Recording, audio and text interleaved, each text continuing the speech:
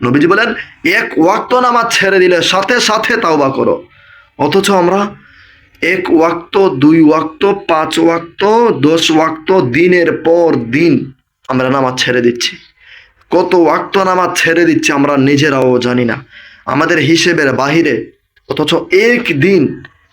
একদিনও কি তাওবা করেছেন? একদিনও কি আমরা তাওবা করেছি? করিনি।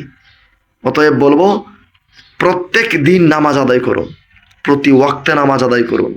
আগের ওয়াক্ত নামাজ আদায় করতে না পেরে অনুতপ্ত হন, আল্লাহর কাছে সারান্ডার করেন, আল্লাহর কাছে তাওবা করেন, ক্ষমা চান।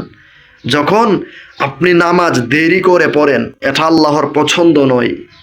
যখন বান্দা আজান শোনার সাথে সাথে বলে আজান হয়ে গেছে, ওযু করে এক্ষুনি নামাজটা আদায় করে নেই, এটাই আল্লাহ রাব্বুল আলামিন পছন্দ করেন।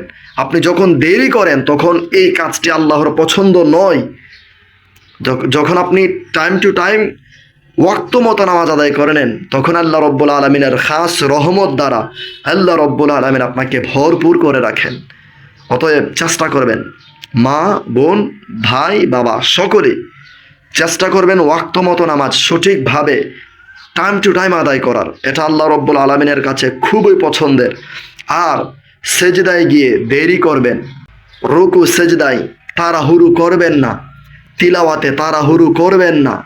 এই নামাজ আল্লাহ রাব্বুল আলামিনের কাছে গ্রহণযোগ্য হবে না। চেষ্টা করবেন ধীরে সুস্থে আল্লাহ রাব্বুল আলামিনকে একদম সামনে রেখে। রাসূল সাল্লাল্লাহু আলাইহি ওয়াসাল্লাম বলেন, যখন তুমি নামাজ আদায় করবে তখন তুমি ধরে নেবে আল্লাহ তোমার সামনে দাঁড়িয়ে আছে, তুমি আল্লাহর কুদরতি কদমে উঠে পড়েছো, তুমি গোলাম মুনিবের সামনে দাঁড়িয়ে আছো। আর যদি তা উপলব্ধি করতে না পারো, তাহলে মনে রেখো আল্লাহ তোমাকে দেখছেন, তুমি আল্লাহর সামনে দাঁড়িয়ে আছো, আল্লাহ তোমাকে দেখছেন। নবীজি পাক সাল্লাল্লাহু আলাইহি ওয়াসাল্লাম এই কথা বলেছেন, এটা আল্লাহর রাসূল বলেছেন। অতএব আপনি নামাজে তাড়াহুড়ো করবেন না।